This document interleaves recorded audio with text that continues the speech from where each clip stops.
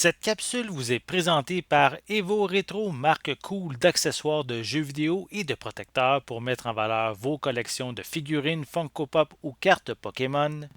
Bonjour, ici Justin pour Ciné Techno. Aujourd'hui, je vais vous parler du jeu vidéo Teenage Mutant Ninja Turtles Shredder's Revenge, qui est disponible en magasin depuis le 16 juin 2022 et développé par Tribute Games.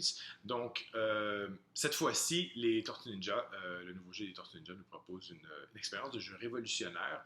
Certes, étant donné qu'elle est disponible sur des plateformes nouvelle génération, dont PlayStation 5, PlayStation 4, Xbox One, Nintendo Switch et également Microsoft Windows, donc sur ordinateur. Mais même si le jeu est présenté sur des plateformes nouvelle génération, il y a toujours un ancrage qui nous rappelle les mécaniques classiques et intemporelles des consoles 16 bits. Donc, évidemment, le jeu nous rappelle, s'inspire très fortement, qui est presque un remake, mais en même temps une suite, donc un frère spirituel un peu au jeu Turtles in Time. Je ne sais pas si vous vous en rappelez.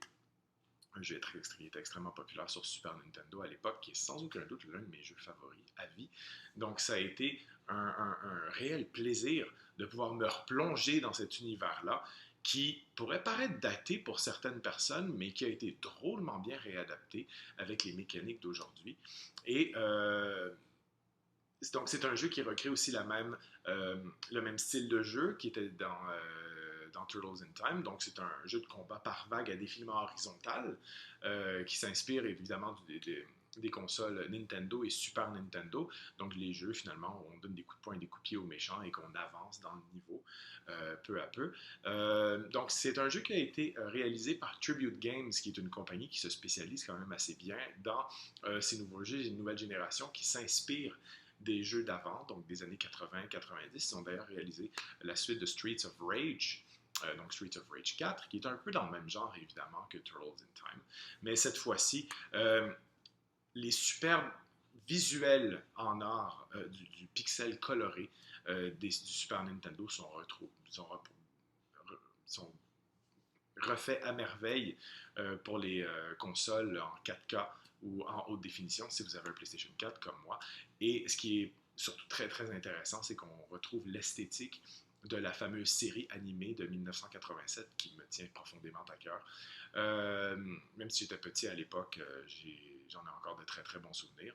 Donc c'était la série animée de l'époque et le dessin animé qui a également inspiré les films qui avaient été tournés en prise de vue réelle quelques années après, inspire également ce nouveau jeu, donc Shredder's Revenge. Donc cette fois-ci, ce qui est intéressant, c'est qu'à l'époque, on pouvait seulement qu'interpréter, jouer avec Leonardo, Donatello, Raphaël et Michelangelo. Cette fois-ci, Tribute Games nous permet de jouer avec des personnages comme Splinter et également April. Donc, ils ont leur façon à eux de jouer, de combattre et d'avancer dans le niveau. Ils ont leur propre charisme, leur propre personnalité. C'est toujours très agréable de développer et de découvrir d'autres facettes de ces jeux vidéo-là. La bande sonore est vraiment très bien réussie. Ça rappelle beaucoup la musique synthétiseur 16 bits des années 90. Par contre, le petit hic que je dirais, c'est un jeu qui dure pas très très longtemps.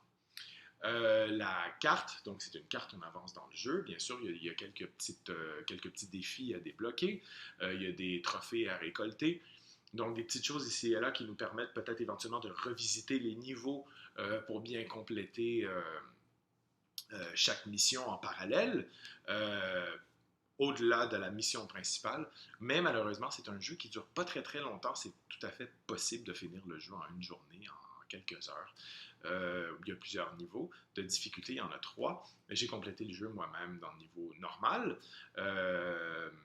Donc, c'est un niveau en mode normal qui s'appelle OK, et le jeu facile, c'est chill. Donc, c'est vraiment drôle comment ils ont apprêté le nom de difficulté du jeu. Donc, seul petit hic, malheureusement. Est-ce que par la suite, il va y avoir des ajouts qui vont être disponibles sur le PlayStation Store? Parce que moi, c'est ma plateforme. Ce serait super de pouvoir étendre encore plus l'univers de ce jeu vidéo-là. Mais malgré tout, c'est vraiment une expérience que j'ai profondément appréciée. J'ai eu beaucoup de plaisir, même si ça ne dure pas très longtemps, de revivre, de retourner en arrière et de me replonger dans mes souvenirs d'enfant où je jouais à Turtles in Time sur ma petite télévision cathodique dans ma chambre. Là, c'est sur un écran large en 4K, donc c'était vraiment une expérience nostalgique. parce qu'évidemment, on essaie de retrouver le côté rétro tout en étant moderne, donc un univers post-moderne que j'apprécie énormément et que je vous recommande chaudement d'ailleurs. Donc, c'était Justin. Merci et amusez-vous bien.